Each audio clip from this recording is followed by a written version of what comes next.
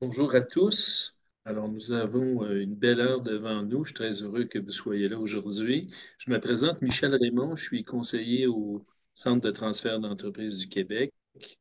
Je tiens à dire que le CETEC est un chef de file du reprenariat au Québec depuis bientôt 9 ans. Donc, on aide les entrepreneurs à vendre leur entreprise et les acheteurs potentiels à trouver l'entreprise de leurs rêves. Aussi, le sommet du reprenariat aura lieu le 1er et le 2 mai à Montréal, au Palais des Congrès. Je vous invite à regarder notre site web pour plus de détails. Euh, je vous soulignerai que les questions seront bienvenues à la fin du webinaire. On a prévu une période pour nos invités. Écoutez, aujourd'hui, c'est un sujet qu'on ne parle pas assez. On parle de l'entreprise, de sa valeur, de sa transition, des gestionnaires, mais il y a un patrimoine qui est là autant pour les repreneurs et surtout pour les vendeurs d'entreprises. C'est de ça qu'on va parler aujourd'hui. Euh, alors, je vais vous présenter nos conférenciers qui sont tous de Desjardins. Ces gens-là sont habilités à travailler avec des entrepreneurs, ils ont de l'expertise, ils ont de l'expérience, ils ne font que ça. Alors, je vais vous présenter Louis Roy, qui est directeur transfert d'entreprise chez Desjardins, Philippe Guérin, qui est directeur service de planification financière, et Sébastien Saint-Hilaire, gestionnaire principal patrimoine et portefeuille. Euh, je vous inviterai à vous présenter de façon courte. Alors, à toi, Louis. Oui, merci Michel. Bonjour à tous les participants. Tel que mentionné, j'occupe le poste de directeur transfert d'entreprise chez Desjardins. C'est quoi mon expertise? Ben, je suis consacré uniquement pour les transferts d'entreprise, que ce soit un transfert familial, que ce soit l'intégration d'un employé clé, que ce soit un acquéreur externe qui vient prendre le relais de l'entreprise ou la consolidation de marché, c'est-à-dire nos clients qui désirent acheter leur compétiteur, un fournisseur ou un sous-traitant. C'est tout type de transfert que j'occupe. Je suis surtout impliqué en début de processus et pendant la transaction. Mon expérience, Michel, ben, j'ai à peu près 20 ans de financement commercial au sein d'institutions financières, dont les 10 dernières années uniquement au transfert d'entreprise. Mon rôle au quotidien chez Desjardins en tant que transfert d'entreprise, c'est que, vous savez, il n'y a pas une transaction pareille, il n'y en a pas une qui débute au même moment. Mais moi, mon but, mon objectif, c'est mon rôle, c'est d'être chef d'orchestre auprès de tous les intervenants pour mener à bien un succès de transfert, mener à bien un transfert d'entreprise. Quand je parle de partenaires, il y a des partenaires à l'interne, comme ici présents. On travaille en collaboration avec nos gestionnaires de patrimoine, sécurité financière, Desjardins Capital et autres partenaires professionnels chez Desjardins, qu'on a une démarche ensemble pour bien aider nos repreneurs et nos cédants dans le processus. Aussi, ben, on travaille en collaboration avec nos partenaires externes, que ce soit comptables, avocats, fiscalistes, évaluateurs agréés ou autres professionnels. Au quotidien, là, en tant que chef d'orchestre, là, c'est que j'accompagne, on conseille, mais aussi je propose des solutions de financement, principalement vers la clientèle de repreneurs là, qui souhaitent acheter l'entreprise. Merci, Louis. Je vous présente Sébastien Saint-Hilaire maintenant. Sébastien, à toi la parole. Salut, merci Michel. Ben, Sébastien Saint-Hilaire, on est gestionnaire de portefeuille pour une équipe qui s'appelle qui s'appelle Leblanc Martineau Saint-Hilaire, pardon, chez Valeur Mobilière Desjardins. Notre équipe s'est donné comme mission de faire la différence dans la vie financière de nos clients, notamment des entrepreneurs. On gère un actif d'environ 1,5 milliard de dollars. Une équipe qui est composée de 15 professionnels qui ont tous chacun et chacune des habilités spécifiques et des compétences uniques qui vont venir intervenir dans la vie financière du client à un certain moment de leur carrière ou de leur cycle de vie. Donc, un gestionnaire de patrimoine, ben, ça sert à quoi? Dans notre milieu, notre profession a évolué de conseiller à placement, gestionnaire de portefeuille à gestionnaire de patrimoine. Donc, ce que ça veut dire, c'est que votre conseiller financier, votre gestionnaire ne s'occupe plus nécessairement de gérer les risques de votre portefeuille ou de vos placements, mais il va venir intervenir à gérer les risques avec vous de tout votre patrimoine financier, là, que ça touche les placements, les investissements, au travers de la planification financière, que ce soit fiscale aussi ou successorale. On va venir essayer de gérer le risque avec vous, de minimiser les impacts que peut avoir certains risques sur votre patrimoine, la protection de votre patrimoine, mais aussi de développer des solutions bancaires là, qui vont être adaptées à votre réalité d'entrepreneur. Puis aussi, en dernier lieu, à tout ce qui touche à la philanthropie là, dans un cycle de vie où vous aurez probablement accumulé suffisamment de richesses pour pouvoir redonner à la société. Une dernière chose, dans ma vie professionnelle, j'ai une deuxième carrière avec le Journal des Affaires aussi. À l'époque, il y a plus de 20 ans, on avait aussi collaboré avec les HEC à la construction d'un portail sur le reprenariat. Donc, la question, j'y travaille quand même, puis le sujet, j'y travaille depuis plus de 20 ans. Donc, c'est une question qui m'est familière, puis que j'aime bien intervenir auprès de nos clients pour jaser de reprenariat avec eux. Donc, merci beaucoup, Michel. Je pense que je te repasse la parole. Merci, Sébastien. Philippe, à toi. Bonjour, très content d'être là. Ben, moi, je suis directeur de l'équipe de services de planification financière chez Gestion de patrimoine Desjardins. J'allais dire Valeur Mobilière Desjardins, mais parce qu'on travaille surtout avec Valeur Mobilière Desjardins là, dans mon équipe. Donc, je suis le responsable d'une équipe d'experts en planification financière. Nous, on travaille toujours en partenariat avec le gestionnaire de patrimoine, donc avec Sébastien, qui est vraiment un de nos collaborateurs, là. On va travailler les dossiers ensemble dans l'équipe. Mon équipe, qu'est-ce qu'elle fait? Bien, premièrement, notre clientèle est composée principalement d'entrepreneurs. Je dirais environ 80 des situations qu'on voit de simples à très complexes. On voit des entrepreneurs à différents cycles de leur vie. C'est qu'on va les voir autant quand ils sont en accumulation, ils partent l'entreprise, autant quand ils sont en processus de transfert, d'où ma présence aujourd'hui, et aussi à la fin, une fois qu'ils ont vendu, on a beaucoup d'entrepreneurs à la retraite avec différentes structures. Des fois, ils ont encore des entreprises, des fois, ils n'en ont plus du tout. Donc, on voit tous les types d'entrepreneurs à différents stades. Puis ça nous aide beaucoup à être capable de les orienter à tous ces stades-là. Mon rôle ou notre rôle dans notre équipe, ben, premièrement, je vous dirais, ce n'est pas toujours simple. La finance, la fiscalité, comprendre les termes et encore moins le moment qu'on a avec une vente d'entreprise. Les choses se précipitent. Quand on arrive dans la vente d'entreprise, il y a beaucoup de choses. On est en processus de vente, on est en processus de... On parle avec plein de spécialistes. Ils nous présentent des offres, nous présentent des termes qu'on ne connaît pas ou des implications qu'on ne connaît pas. Mon équipe, là, mon rôle, là, notre rôle, c'est de vous orienter dans tout ça, c'est de comprendre, vulgariser ce langage financier-là qui vous arrive, les documents, et tout ça en prenant en considération l'ensemble de votre patrimoine, vos objectifs à vous, puis toujours vous aider avec la transaction ou bon, la vente qui va arriver. Ça fait que c'est vraiment le rôle qu'on a, mais notre rôle va s'élargir, n'est pas toujours pour la vente de l'entreprise et aussi pour votre retraite.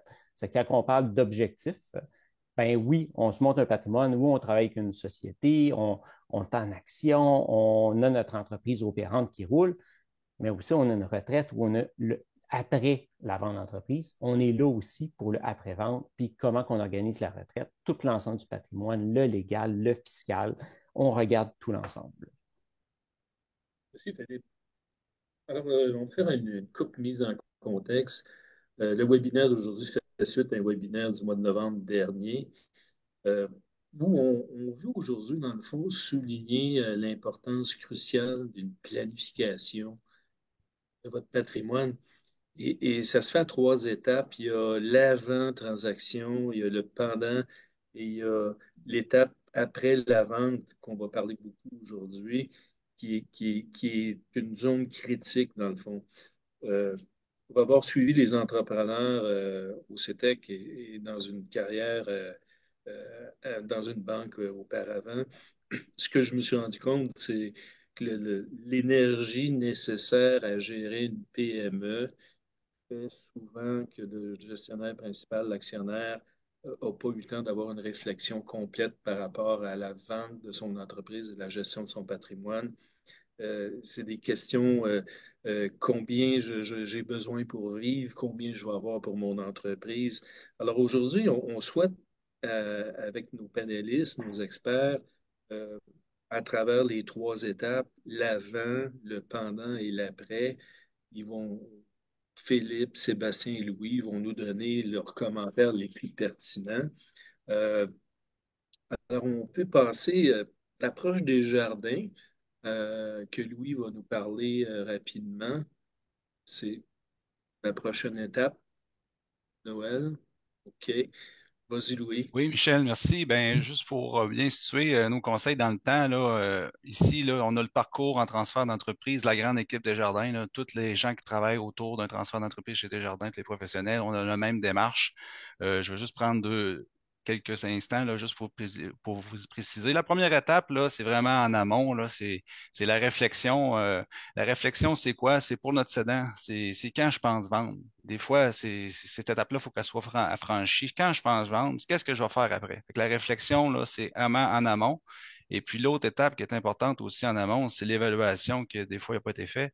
Ben, combien vaut mon entreprise, comme tu as mentionné, Michel, on n'a pas pris le temps de le faire, mais nos cédants, il faut qu'ils franchissent cette étape-là.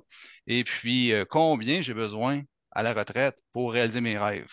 Fait que là, en amont, là, les réflexions et évaluations, il faut que ça soit franchi dans un parcours de transfert là, bien réussi. Ensuite, au centre, on a deux étapes importantes.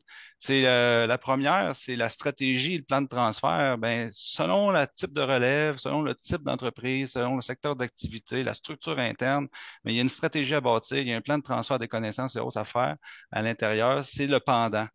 Et aussi, dans la transaction, dans le pendant, il y a la transaction financière là, que moi, je suis vraiment impliqué principalement dans mon quotidien, tout structurer le financement, la structure financière pour passer le pouvoir, les actions du repreneur, du cédant au repreneur. Et pour la dernière étape, la quatrième, qui est l'après, ben, c'est tout ce qui est la transition vers la nouvelle vie de nos cédants. Fait que ce parcours-là, qui est en 4 étapes, est suivi par tous les professionnels là, à l'interne pour bien appuyer nos cédants et nos repreneurs pour le parcours. Je céderai la parole à Michel là, pour qu'on puisse débuter là, tout ce qu'on a comme conseil là, au niveau là, de notre approche.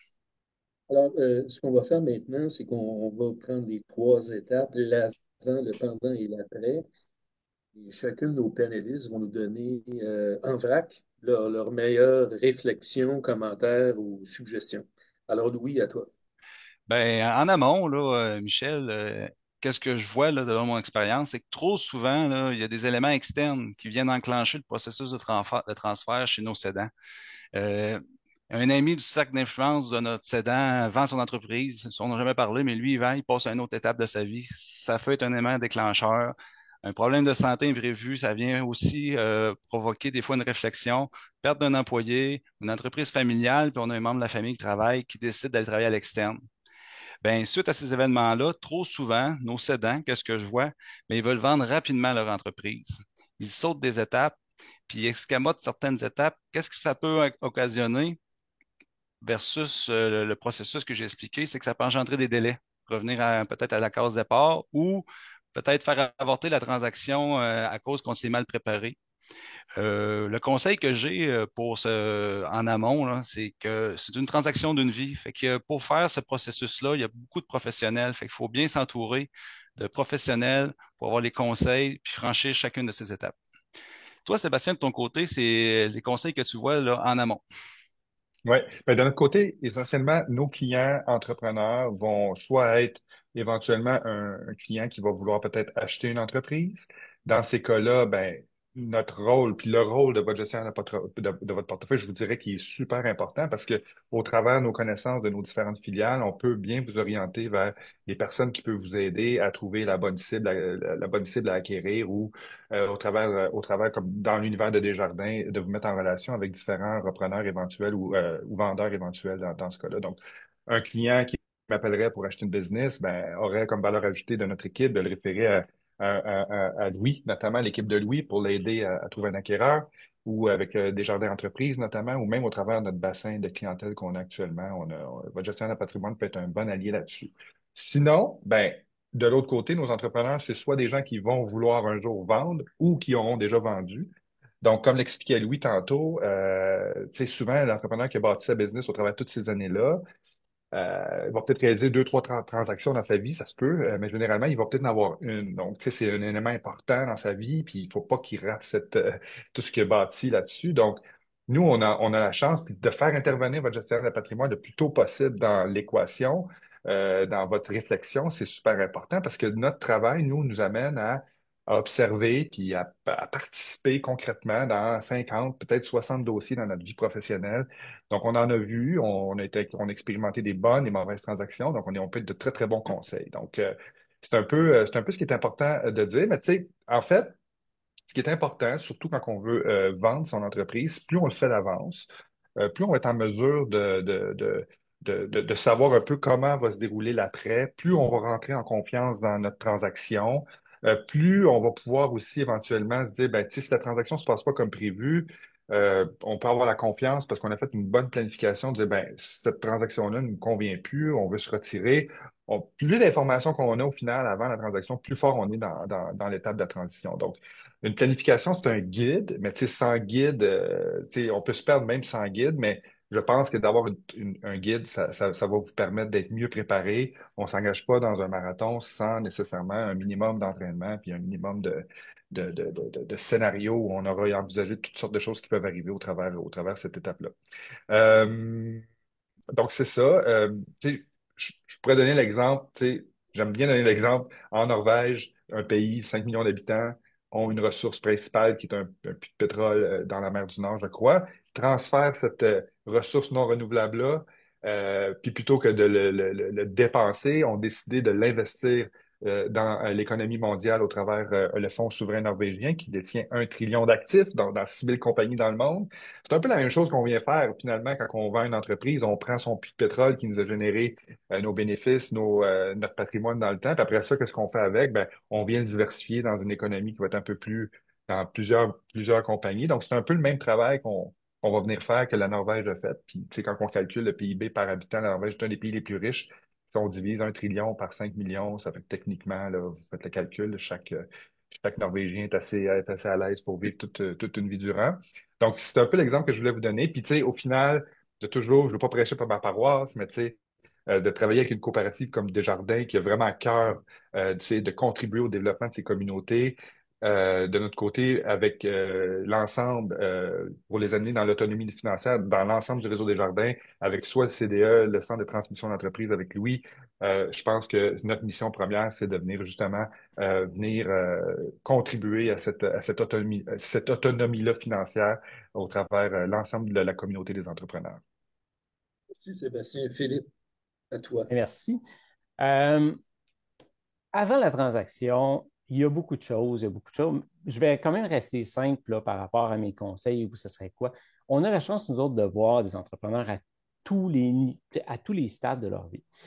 On voit beaucoup de transactions de vente, beaucoup de après, et il y a quand même une constante dans tout ça, c'est que toutes les transactions qu'on voit passer qui ne sont pas optimisées. C'est qu'on va voir qu'on a laissé de l'argent sur la table, on a payé trop d'impôts, on a manqué de stratégie, de possibilité de diversifier l'argent. C'est souvent parce qu'on ne s'est pas pris assez à l'avance. Là, se prendre à l'avance, c'est quoi? Bien, la première chose, puis mon premier conseil, c'est la communication avec vos spécialistes. Le moment que vous savez, que vous avez un doute, ou même une petite pensée, dire moi, je sais que dans 10 ans, je ne ferai plus ce que je fais aujourd'hui, je vais être tanné possiblement. Pas obligé d'avoir une date, pas obligé d'avoir un planning d'établi, pas obligé de savoir qui je vais vendre, comment je vais vendre, c'est une vente d'actions, une vente d'actifs. On n'est pas là. Le moment que vous avez un doute, hey, moi, dans 10 ans, dans 15 ans, à 50 ans, j'ai fini, ou à 65 ans, j'ai vendu, ben, parlez-en aux spécialistes. Vos spécialistes, c'est qui? C'est votre gestionnaire de patrimoine, ça c'est certain. C'est votre comptable, votre fiscaliste, votre avocat, vous en parlez à toutes les personnes. Demandez, c'est sûr, c'est en toute confidentialité que c'est discuté, mais c'est important parce qu'il peut y avoir des choses à mettre en place longtemps à l'avance. Dites-vous, quand on fait une transaction, souvent, là, il y a un délai pour la structure. Avoir mis la structure en place quelques années avant que la transaction se passe pour être capable d'en bénéficier le plus possible. Quelques années, là, on parle d'un minimum à peu près de 2 ans. Mais pour que la transaction, donc la structure a été mise en place 2 ans à l'avance, ça s'est travaillé plusieurs années avant ça. À partir de là, quand que je dis parlez-en, le moment que vous le savez que à peu près une orientation de temps, il y a des structures qu'on peut mettre en place. Maintenant, quand on parle de structure, vous allez entendre parler de gel, vous allez entendre parler de fiducie, de balance de prix de vente. On n'est pas là encore. On n'est pas obligé, enlevez-vous de la pression, pas obligé de savoir quel enfant va reprendre l'entreprise, pas obligé de savoir qui va vous acheter, juste de discuter d'une date, d'une orientation. Après ça, qu'est-ce qu'on va entendre? C'est qu'il y a des frais. Dès qu'on fait affaire avec un spécialiste, il y a un frais. On change la structure, il y a un frais. C'est vrai qu'il y a des frais avec les spécialistes, mais le frais de ne pas le faire est souvent beaucoup plus grand. Et dites-vous, les structures qui sont mises en place ne sont pas toujours juste pour la vente Des fois, c'est pas en cas qu'il se passe un imprévu. Tantôt, c'est Sébastien ou Louis qui en a parlé, là. Une maladie, je pense que c'est Louis qui en a parlé, d'une maladie d'un entrepreneur où il se passe quelque chose, puis on ne s'attendait pas à vendre, puis on vend là. Ben, avoir une structure qui est déjà en place en planification pour ça, ça va aider. Des fois, c'est un décès, malheureusement, mais effectivement, ça peut servir à ça. Donc, mon conseil est quand même simple. Parlez-en et après ça, quand vous en parlez, parlez aussi de c'est quoi vos objectifs. Parce qu'on n'est pas toujours rendu à mettre une structure en place. Des fois, c'est juste de savoir, bon, moi, je veux savoir quel montant, j'ai un coût de vie en tête, quel montant je dois vendre mon entreprise ou avoir dans mes poches après la vente de l'entreprise pour être capable de maintenir mon niveau de vie. Quand on a cette information-là, c'était déjà assez facile. Là. On a des outils et des calculateurs pour arriver au montant et dire tu as besoin de tel montant dans tes poches. Pourquoi c'est important de le faire? On ne veut surtout pas un entrepreneur qui arrive, qui a vendu son entreprise et qu'au bout du compte dit hey, Colin, je pensais que j'en aurais plus que ça dans mes poches, puis j'en ai pas assez pour tous mes objectifs, puis qu'est-ce que je pensais pour ma retraite? J'aurais continué à travailler un autre 2 ans, un 3 ans, avoir su. Une fois que la transaction est passée, elle est passée. Donc, parlez-en avant, il y a tout un travail qui peut se faire. C'est pas mal mon conseil, assez simple, communiquer, puis savoir un petit peu où est-ce qu'on veut s'en aller, là. Prendre le temps de réfléchir à vos objectifs. Merci, Philippe. Je tiens à souligner pour cette étape en amont, la réflexion, euh, autant le CETEC que Desjardins, on tient à souligner le caractère hautement confidentiel d'une entreprise qui est à vendre. C'est quelque chose de fondamental. Et la période de réflexion, euh, elle peut s'échelonner sur toutes sortes de périodes. C'est le client qui décide ça, c'est pas nous, comme experts externes, qui va conditionner une transaction. Ça peut être 1 an, ça peut être 10 ans. C'est un processus qui mérite d'être réfléchi. Et le pire scénario, ce qu'on voit tous, dans Desjardins que CETEX, ce sont des transactions qui sont faites trop rapidement, sans trop de réflexion. C'est dangereux. Alors, on passe à la deuxième étape maintenant, toujours dans le même mode de fonctionnement. Donc, c'est pendant la transaction. Je vous invite, on va passer avec Louis, avec ses conseils, ses commentaires par rapport à pendant la transaction. Oui, Michel, ben, je vais faire ça court. Moi, comme je vous dis, je suis plus au niveau transactionnel, financement, mais il y a 2 points qui viennent vraiment influencer le patrimoine de nos cédants là, qu'on discute aujourd'hui. Tu as la balance de prix de vente, puis tu as la fiscalité lors de la vente d'entreprise. Fait que, qu'est-ce que je veux dire ici à nos entrepreneurs cédants? C'est que la balance de prix de vente, là, le paiement qui va être fait de la vente différée dans le temps, les risques peuvent être attachés à ce partage de financement-là et toute la fiscalité qui doit être mise en place avant, selon les différentes optiques là, que Philippe a mentionnées. Mais qu'est-ce que je veux dire? C'est prenez le temps de vous entourer de professionnels, de conseillers qui vont pouvoir vous rassurer, répondre à vos interrogations au niveau du risque, exemple d'une balance de prix de vente, qui est normal dans ce type de transfert-là, du comment ça fonctionne le remboursement dans le fil du temps et toute la fiscalité là, rattachée au transfert d'entreprise. Il y a beaucoup de choses dans ce créneau-là. Fait que prenez le temps de bien vous entourer. Sébastien? Oui, moi j'ai un exemple concret dans le fond. Tu sais, au niveau du pendant de la transaction, ben, tu sais, on n'est pas juste spectateur. C'est important parce que je vais vous illustrer la situation que plus l'entrepreneur sait de choses sur son patrimoine, plus il est en confiance dans la transaction. Je veux juste répéter un cas concret, là. Un entrepreneur arrive, sa planification a été faite en amont, il sait exactement ce qu'il peut retirer de l'entreprise, il sait exactement de maintenir son pouvoir, son pouvoir d'achat, maintenir son niveau de vie pour les 50 prochaines années. C'est un entrepreneur qui est assez jeune. Il va certainement avoir d'autres projets, mais l'importance pour nous, quand on est dans la transaction, pour notre entrepreneur qui vend, de connaître ces données-là, lui permet de, si la transaction se déroule, puis les acheteurs commencent à imposer ou d'arriver avec des nouvelles propositions ou des contre-propositions, ben nous, si la planification a été faite, la compréhension du dossier, elle est claire, on travaille avec les avocats, les comptables de l'autre côté, on est capable d'ajuster, puis on est capable de donner un paysage, une image claire de la nouvelle réalité qui se propose à l'horizon sur la transaction. Puis le client est capable de mieux prendre une décision de dire, écoute, je la fais-tu cette transaction-là avec les nouvelles affaires ou je la fais plus, tu sais. Puis je le vis exactement dans un cas actuellement, dans un cas d'une vente d'entreprise. Donc, moi, je trouve que c'est une des très, très bonnes pratiques à faire. L'autre point, je pense qu'il faut, de par le fait qu'on en a fait beaucoup, puis par le fait qu'on connaît bien nos réseaux dans des jardins, puis dans vos autres institutions, ça doit être la même chose aussi, mais de faire intervenir les bonnes personnes, puis d'être capable de collaborer avec vos autres professionnels. Parce que, tu sais, nous, on fait une planification financière et fiscale avec Philippe, successoral, on intervient à un niveau. Vos comptables, fiscalistes ou avocats vont, eux, travailler à un autre niveau qu'on n'intervient pas, mais on se recoupe à certains endroits. Donc, c'est important que les gens se parlent, notamment dans une transaction, puis qu'on se connaisse, puis qu'on puisse travailler pour le bénéfice de notre client là-dedans. Fait que c'est les deux conseils au niveau que j'aurais à donner là, pendant la transaction. Sébastien, Philippe. Ouais, de mon côté, pendant la transaction, c'est sûr que nous, on travaille toujours en collaboration avec le gestionnaire de patrimoine. Ça fait que dans mon cas, là, je travaille toujours, Sébastien va être là, accompagne son client pendant la transaction. Il est présent à toutes les rencontres. Premièrement, vous n'êtes pas seul là, quand ça arrive. Pourquoi je dis ça? Parce que le moment de la transaction, il y a beaucoup de chiffres qui arrivent. Vous avez des documents, vos spécialistes vous envoient des choses. Euh, Vous allez voir, ça va vite. Et en même temps, ça ne va pas vite. Ça va vite parce que le moment qu'il vient prendre une décision, tout d'un coup, là, il y a un délai, il faut répondre, on a une date, il y a un document qui est rentré, puis il faut répondre. Ça ne va pas vite parce qu'à toutes les fois que vous demandez une modification, une explication ou une modification du contrat, et il y a un délai supplémentaire qui arrive, et à partir de là, on prend les documents, on renvoie ça aux avocats, puis c'est là qu'on trouve que ça ne va pas vite. La résultante de ça, souvent, c'est on hésite à un moment donné à poser des questions ou à parler vraiment de nos objectifs réels. On est dans la transaction, puis on se dit, ben, je ne veux pas que ça ralentisse. Caroline, moi, je veux que ça passe cette année ou je veux que ça passe le mois prochain ou à la date inscrite. Puis si je repose des questions, bien malheureusement, j'ai peur que ça s'étire un autre 2 mois, un autre 3 mois.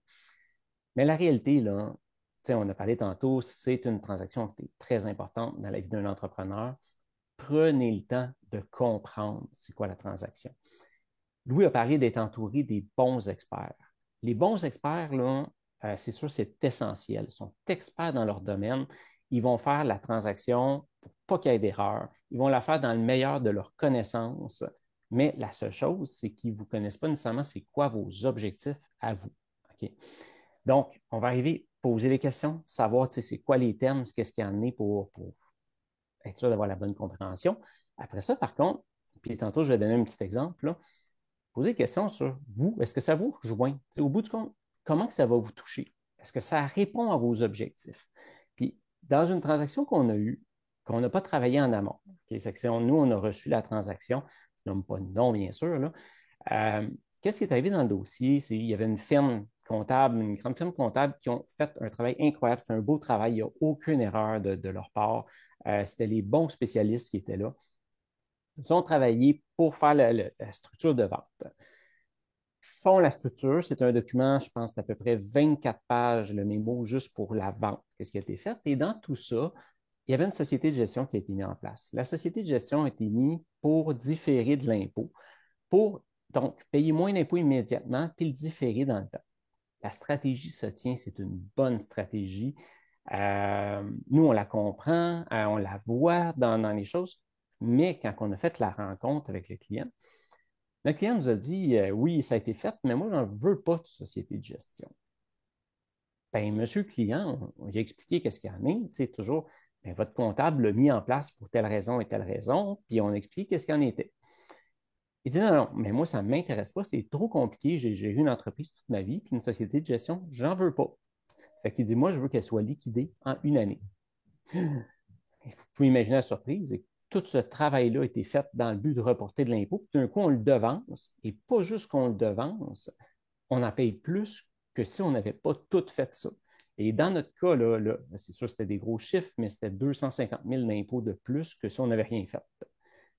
Au bout du compte, là, puis le client l'a fait, il a vidé l'entreprise, il ne la voulait pas. Au bout du compte, tout ça a été fait parce que les questions ont soit été posées, mais après ça, les objectifs du client n'ont pas été clairement dit. Tu sais, monsieur le comptable, moi, là, la structure, là, je pense que je comprends, là, mais au bout du compte, je n'en veux pas de société. Là, il faut le dire. Prenez le temps d'expliquer vraiment, vous, votre réalité. Parce qu'on a beau avoir les meilleurs spécialistes qui connaissent toutes les clauses, comment rédiger à la perfection des affaires, vous faire épargner ou différer de l'impôt. Si ça ne rejoint pas ce que vous voulez au final, on a passé à côté. Alors, dans mon conseil, vraiment, entourez-vous d'experts. Oui, conseil de Louis. Ayez un gestionnaire de patrimoine comme Sébastien, c'est certain. Parlez-en avec lui. Quand vous avez avec vos spécialistes, vous allez être bien accompagné avec vos experts, avec votre gestionnaire de patrimoine qui va être là. Mais après ça, posez toujours des questions. Assurez-vous de comprendre, parlez de vos objectifs. S'il y a quelque chose dans la transaction que vous ne comprenez pas ou qui semble ne pas faire votre affaire le post-transaction, parlez-en. Des fois, il y a des solutions. Puis pour ça, pour la seule manière qu'on peut vous aider, c'est si on le sait. Alors, c'est vraiment ça mon conseil là, pour pendant la transaction. Merci, Philippe. Le temps file rapidement. Nous sommes rendus à l'après-transaction, donc après la vente de l'entreprise. Donc, on a un entrepreneur qui a vendu son entreprise. Sébastien, tu as des conseils pour Ouais, en fait, tu sais, j'aime ça comparer la vente d'entreprise à l'analogie du mariage. Là. Dans le fond, un couple qui se marie va généralement prendre un wedding planner, va s'engager des consultants, on va savoir quelle grosseur va avoir le gâteau, qu'est-ce qu'il va avoir comme soupe, on va avoir une idée précise du budget que ça va coûter, on va savoir qu'on fait ça où, on va savoir qui on invite, puis de sorte que le jour J, là, le jour du mariage, les deux mariés vont pouvoir profiter pleinement eux autres aussi de leur journée, puis vivre ce qu'on ils vont tous dire à un moment donné que c'est la plus belle journée de leur vie. Par contre, la réalité, c'est que la vraie magie du mariage, là, c'est pas le jour J, c'est pas l'avant, là, c'est les 40 années prochaines. Donc, les couples qui survivent, là, l'énergie à mettre, je pense, c'est dans ce qui suit le mariage, en fait. Puis ça, c'est là que nous, les gestionnaires de patrimoine, on intervient puis qu'on peut opérer notre magie concrètement dans le futur. C'est là que pour nous que ça commence. Puis j'aime bien ça comparer avec l'analogie du mariage parce que c'est ça. Souvent, les couples qui échouent, c'est parce qu'il n'y a pas eu assez d'amour qui s'est donné après le jour de vie. Donc, c'est là que nous, on vient intervenir. Euh, le rôle d'une planification financière, quand elle est bien faite, ben, ça va être justement de lui donner de l'amour. Ça veut dire concrètement, ça veut dire que de façon périodique, ça peut être aux 2 ou 3 ans, surtout plus l'entrepreneur est jeune, qui va vouloir faire d'autres investissements, mais de modifier cette planification-là qui va évoluer en fonction des règles fiscales, en fonction de la réalité fiscale du client, en fonction des prochains projets, en fonction de plein de choses. Donc, c'est là que l'importance d'ajuster sa planification doit être constante et revue de façon régulière. Donc, ça, c'est super important.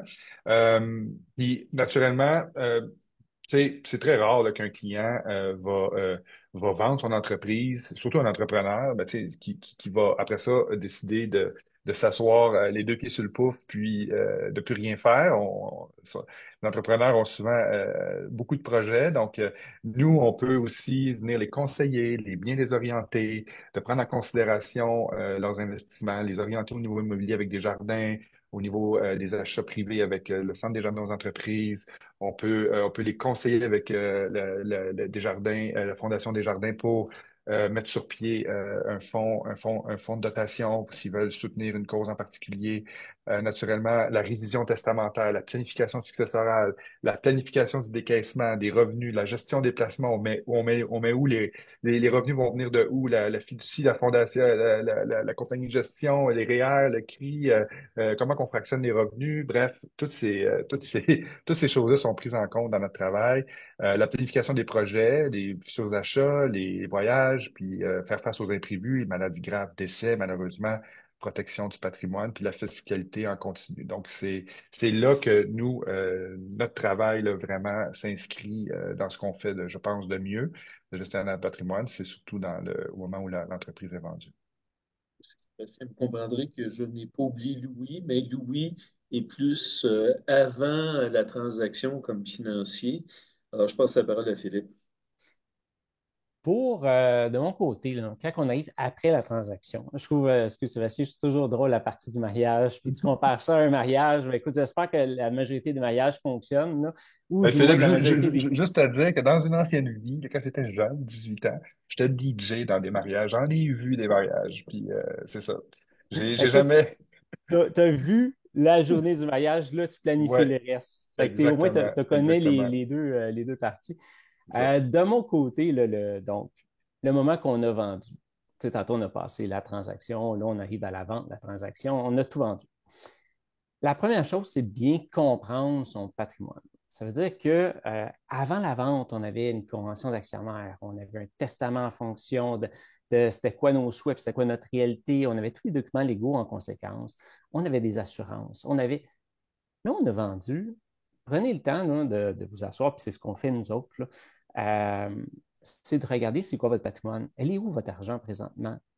Vos documents légaux, est-ce qu'ils sont corrects présentement? Est-ce que ça répond encore à vos souhaits? Euh, la protection que vous avez, est-ce qu'elle est toujours décente? Des fois, on l'avait laissée dans l'entreprise, c'est rendu où? Prenez le temps de tout comprendre, c'est quoi? Où sont vos actifs? Où sont vos biens? Euh, c'est la première chose. Après ça, c'est quoi vos objectifs?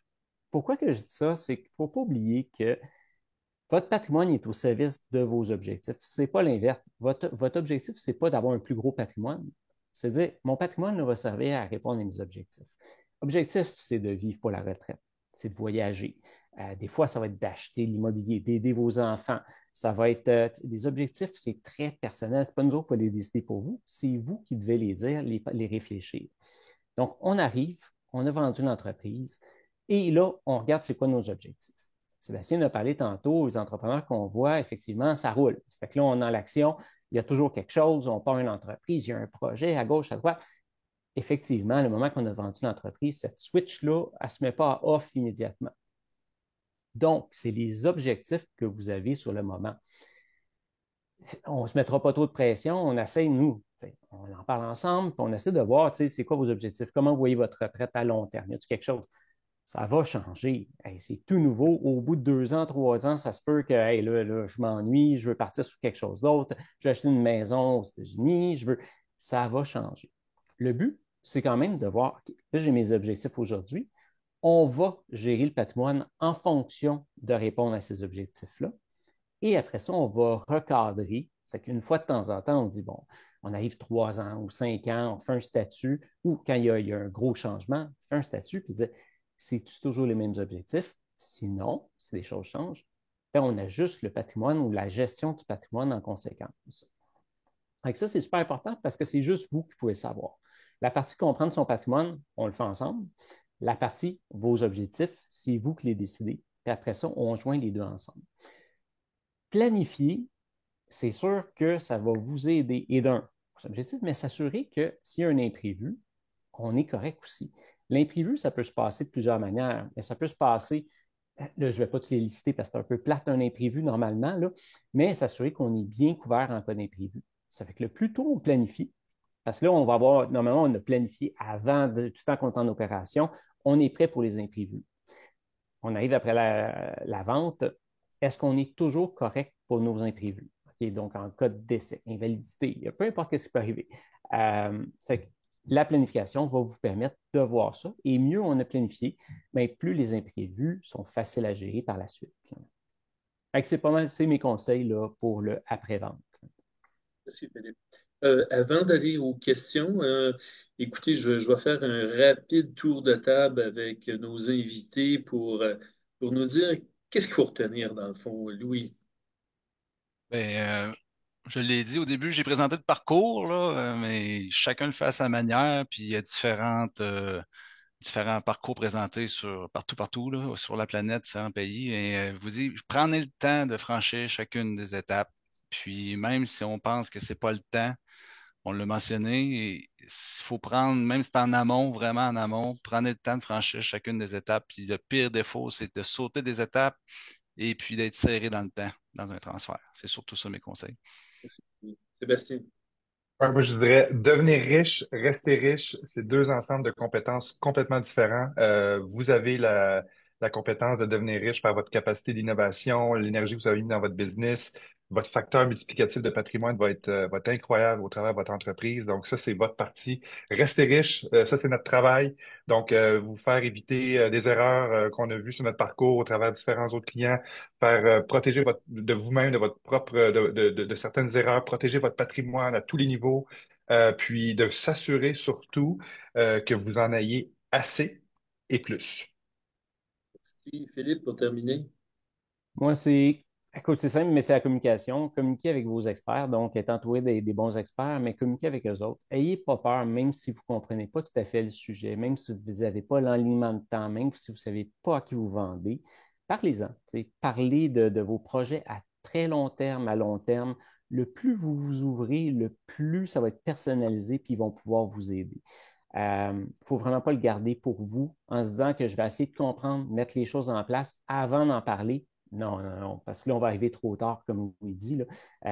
On va avoir sauté une étape souvent. Ça fait qu'on parlez-en dès que vous y pensez, puis trouvez vos partenaires de confiance. Merci. On va aller aux questions. On a suffisamment de temps. Noël, est-ce que tu mets les questions? Comment tu le fais? C'est moi qui vais poser les questions à haute voix, c'est Chantal. OK, Chantal, vas-y. Donc, on a plusieurs questions de rentrée. Je vais y aller avec la première. Dans le fond, quel est le meilleur chef d'orchestre? Dans le fond, excusez-moi, je me suis mélangée entre deux questions. Quel est le meilleur chef d'orchestre? On ne peut pas dire au cédant, entourez-vous bien d'experts sans les diriger vers le bon chef d'orchestre. Est-ce que c'est le comptable, l'avocat, le CETEC? Pouvez-vous Je vais préciser? me permettre d'y aller. Le chef d'orchestre, c'est un peu le rôle que souhaite prendre le Centre de transfert d'entreprise du Québec. C'est sûr que nous, au CETEC, on réfère, j'ai vu une question qui est passée, est-ce qu'on réfère exclusivement des jardins? Non, des jardins, on est très heureux de travailler avec eux autres, c'est un partenaire, mais c'est les gens qui décident avec quelle institution financière qu'ils vont travailler. Mais le chef d'orchestre confidentiel et neutre, c'est le Centre de transfert d'entreprise du Québec. Merci bien, Michel. Pour une bonne transaction, combien de professionnels l'acheteur doit faire appel? Ben, on a besoin de comptables, d'avocats transactionnels, on a besoin de gens comme des financiers comme Louis, on a Philippe, on a besoin de planifier le patrimoine avec Sébastien.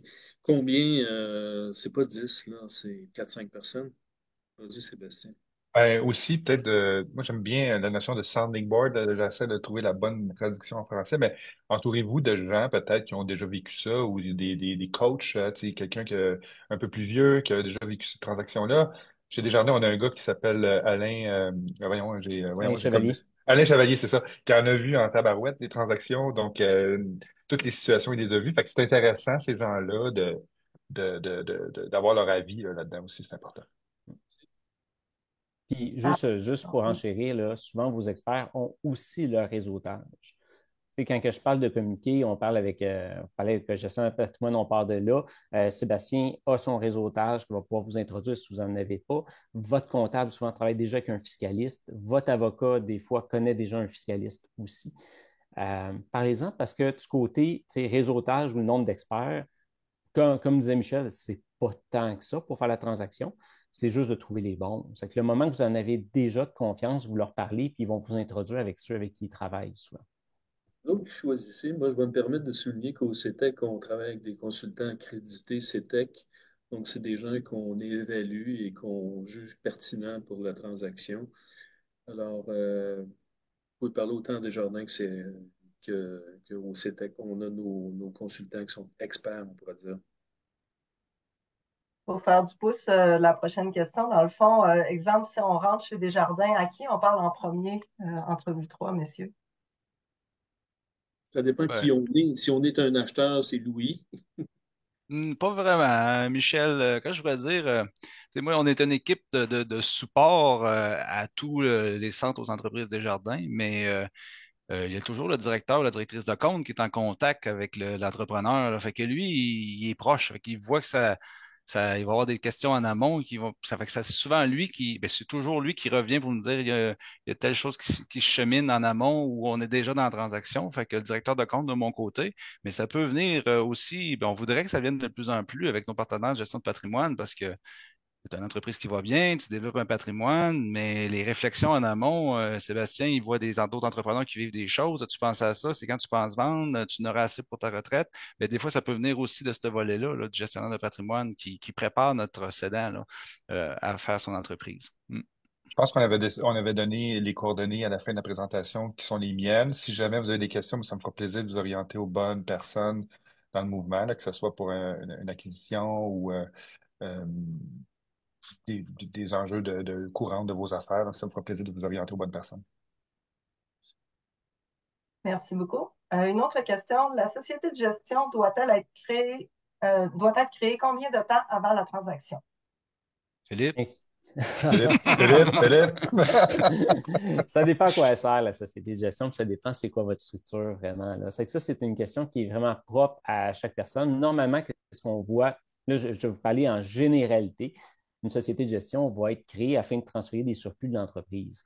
C'est qu'on va arriver, on a une société opérante, on se dit, j'ai des surplus à l'intérieur de ça, je veux les conserver, pas nécessairement me payer un dividende imposable pour les sortir.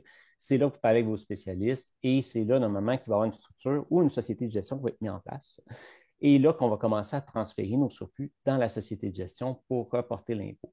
Dans le cas que j'avais cité tantôt, c'était dans le cas d'une vente et il y avait déjà une fiducie en place. C'est que la société de gestion peut être mise à différents niveaux selon ou à différents timings, là, selon c'est quoi la structure qui est déjà en place. Puis ça, c'est vraiment avec votre spécialiste. Mais la première raison ou le moment qu'on voit le plus souvent pour une société de gestion, c'est le moment qu'on commence à avoir des surplus, puis on fait de l'accumulation, puis on veut sortir cet argent-là de la société opérante, puis c'est de l'argent que je n'ai pas besoin pour vivre, pour manger.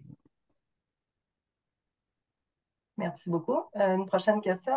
À la vente de l'entreprise, j'ai entendu dire que le premier million n'est pas imposé. Est-ce que j'ai bien compris? Ouais, c'est l'exemption de gain en capital. C'est à peu près 1 million. Il doit bien y avoir un expert parmi vous tous. Je pense que c'est un peu plus que 1 million. On vient de le dépasser, là. On l'a dépassé, hein, c'est ça. Il y a des règles à suivre, Philippe. Peut-être il y a des choses à savoir, là. Il faut faire Ouais. attention, là, pour C'est pas l'exonération. automatique, hein? Il y a des règles à respecter, hein, Philippe? Exact. C'est que, tu sais, le moment que, pour avoir droit à ce million-là, premièrement, il faut vendre des actions. C'est que c'est des actions admissibles. C'est que c'est pas, il faut savoir, tu sais, c'est quoi, je parle de structure, là, mais quand on a une société, on a des actions de société et on a des actifs qui sont dans la société. Ça veut dire, moi, qu'est-ce qu'il faut que je vende? C'est mes actions pour avoir le droit à ce million-là. Si je vends les actifs dans la société, malheureusement, je n'aurai pas le droit à ce million-là qui va être que je ne paie pas l'impôt. Ça, c'est la première chose. Après ça, il faut que ces actions-là soient des actions admissibles. Pour ça, Sébastien en a parlé. Il y a des règles à respecter. Ces règles-là, effectivement, il faut que ce soit en place. Il faut que ce soit en place, il y a un minimum de 2 ans d'habitude. Il y a quelques exceptions, là, mais d'habitude, on va se dire 2 ans avant la transaction. Il faut que le setup soit en place. Puis après ça, il y a des ratios à respecter dans l'entreprise, donc des ratios d'actifs qui servent pour l'entreprise. Donc, on va dire que c'est 50 des actifs des biens de l'entreprise qui doivent servir à faire tourner l'entreprise pendant les 2 années avant la vente. Et le moment de la vente, c'est 90 des actifs doivent servir à l'entreprise.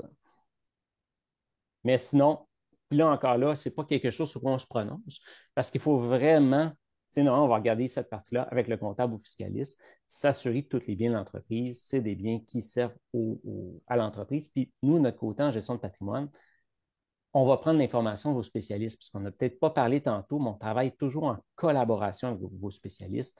Quand on arrive avec une question, est-ce que j'ai des actions admissibles? On peut regarder vos états financiers, puis on les comprend, mais on va quand même dire, les valider avec votre comptable pour qu'il vous dise si c'est des actions admissibles pour ce million-là. Parce qu'on peut toujours se tromper. Puis je prends toujours l'exemple d'une moissonneuse-batteuse. On a eu une entreprise qu'il y avait une moissonneuse-batteuse, puis tout le monde pensait que c'était une entreprise admissible, mais Colin, la moissonneuse-batteuse, elle valait 400 000. Puis elle servait à faire du forfait, puis le client l'utilisait juste 10 pour ses terres à lui. Ce n'était pas un bien admissible. C'est que nous, on n'est pas en mesure de le faire. Il faut vraiment que vous demandiez à vos experts.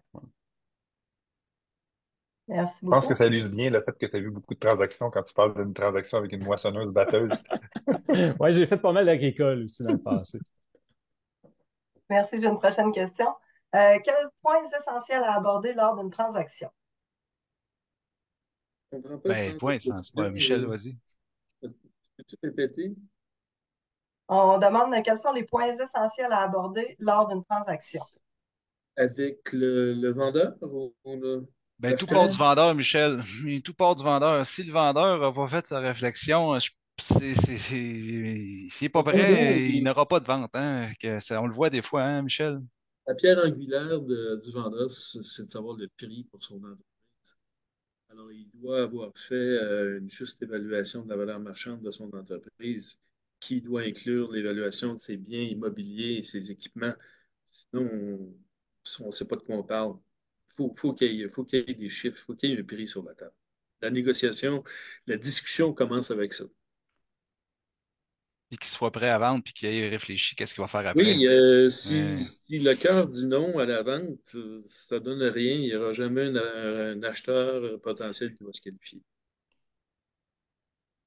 Parfait, merci.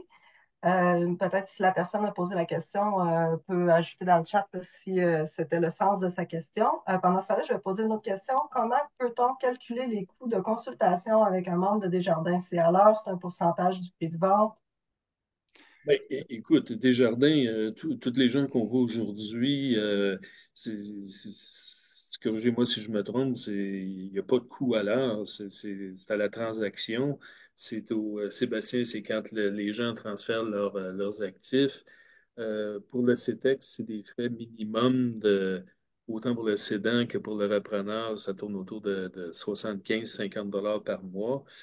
C'est quand on rentre les experts, jeune homme, comptable, avocat, il y a une tarification à l'heure qui, qui, qui est proposée, mais vous pouvez choisir qui vous voulez, là. ouais, Puis c'est c'est bien ça, pas, Michel. Oui.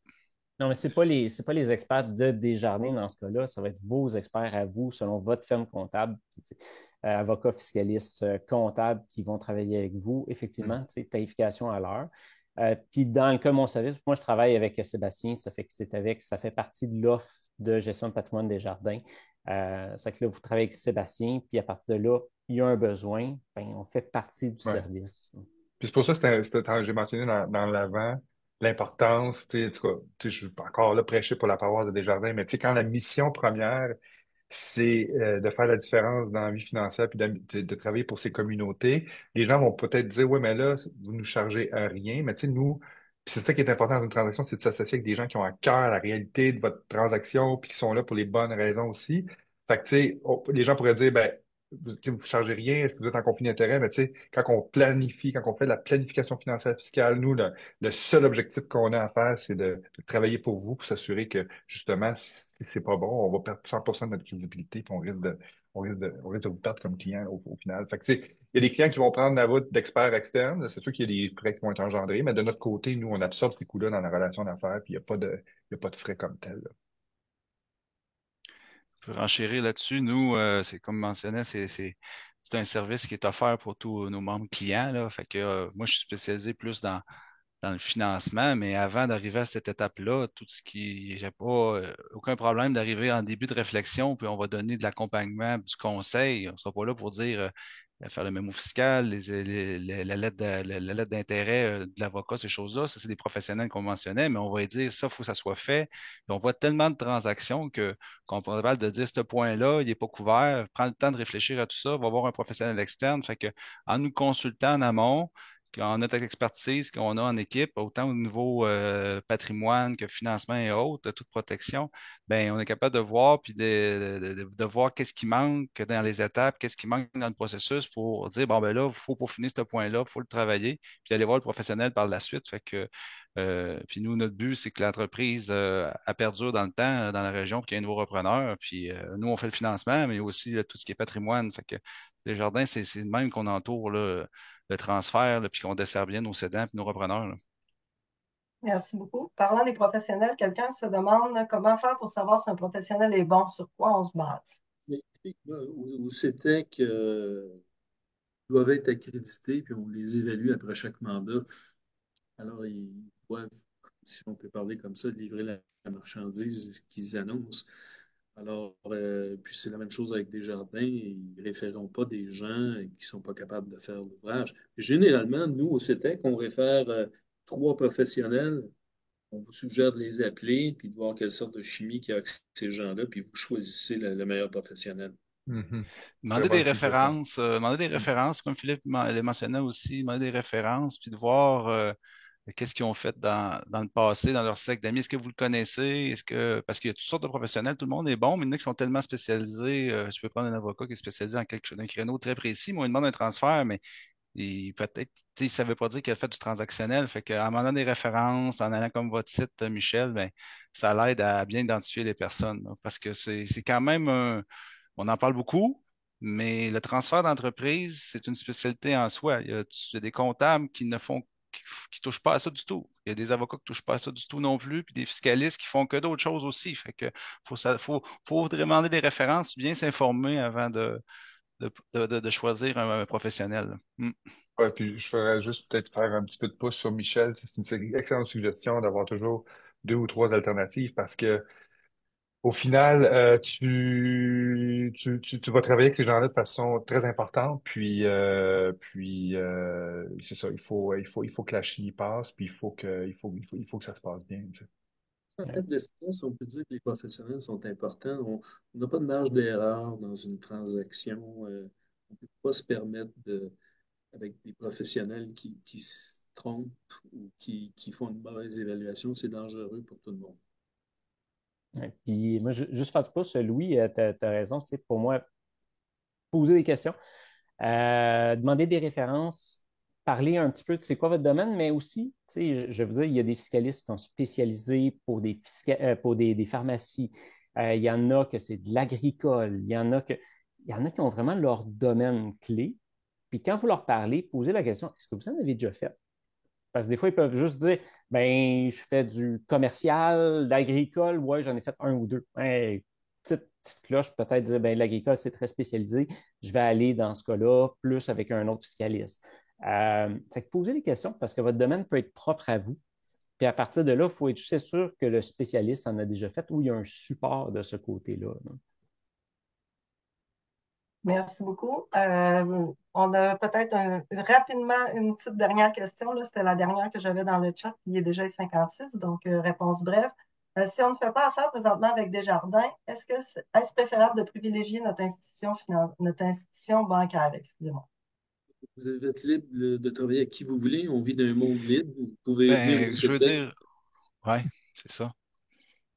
Mais souvent, dans l'institution financière, Michel, ce que je vois dans le marché, là, parce que ça dépend de la relation que vous avez avec votre institution financière. On sait que ça bouge beaucoup. Fait que si vous avez une excellente relation, continuez avec eux. Il n'y a aucun problème, selon leur expertise. Mais prenez une deuxième avis puis venez nous voir aussi. Parce que pour une transaction d'une vie comme ça, il ne faut pas que tu fasses juste avoir la première offre. Il faut que tu aies au moins deux offres comparées. C'est juste ça que je voulais dire de mon côté. Ça vient à rappeler quand on choisit son professionnel, on a beau avoir la plus grande institution, puis je parle pas nécessairement des jardins ou ça peut être un bureau de comptable, on a beau avoir les meilleurs processus, la meilleure campagne de publicité, là, au final, c'est souvent l'individu là, qui va faire la différence dans tout ça. Fait que, tu sais, même si on a en arrière de nous, des fois on peut arriver de rencontrer la mauvaise personne dans la mauvaise institution, puis ça fonctionne pas. Fait que je dirais que c'est vraiment des fois que l'individu est tellement important là-dedans. Merci. Ça reste, on a beau avoir de l'intelligence artificielle, là, mais on n'est pas encore à nous remplacer. C'est ça, On en dans reparlera l'humain de encore. ça, Sébastien. Est-ce qu'il y a d'autres questions, Chantal? Il y a quelqu'un qui avait fait un retour sur la question là, tout à l'heure des étapes. Là, dans le fond, il y a quelqu'un qui demandait de préciser. Donc, l'évaluation marchande de l'entreprise serait la première étape. Pour le cédant, oui. L'évaluation de la juste valeur marchande, il y a des spécialistes comptables qui ne font que ça. Si l'entrepreneur, juste renchérir, Michel, si l'entrepreneur, là, ça dépend du type d'entrepreneur, mais il est très au fait de comment que sa entreprise fonctionne, la rentabilité, il met des mises à jour. Tu sais, des fois, il est capable d'évaluer par lui-même, puis il y a déjà un cédant, un repreneur à l'interne, qui sont déjà entendus un peu sur le prix. C'est pas toujours nécessaire d'avoir une évaluation d'entreprise, mais il y a quand même eu beaucoup de travail en amont. Le cédant sait comment ça vaut, le repreneur qui achète, il sait déjà comment elle se comporte l'entreprise, comment elle génère. Fait que des fois, on peut éviter ce point-là, Michel. Pas Ouais. toujours. Hmm. C'est comme si quelqu'un m'offre 1 million pour mon bungalow qui vaut 200 000. Je vais pas la faire évaluer. Je vais la prendre tout de suite. Est-ce que je comprends que les questions sont terminées? Tout à fait, on a fait le tour de toutes les questions qu'on a eues. Alors, ben, je vous remercie à tous. Je tiens à remercier Merci. spécialement l'équipe de Desjardins, Philippe, Sébastien, Louis. Vous avez les coordonnées, Sébastien, qui pourra vous acheminer aux bonnes personnes. Vous avez les miennes sur le site web du CETEC. Je vous invite à nous poser des questions si vous n'avez pas eu le temps de poser vos questions aujourd'hui. Je vous souhaite une bonne journée.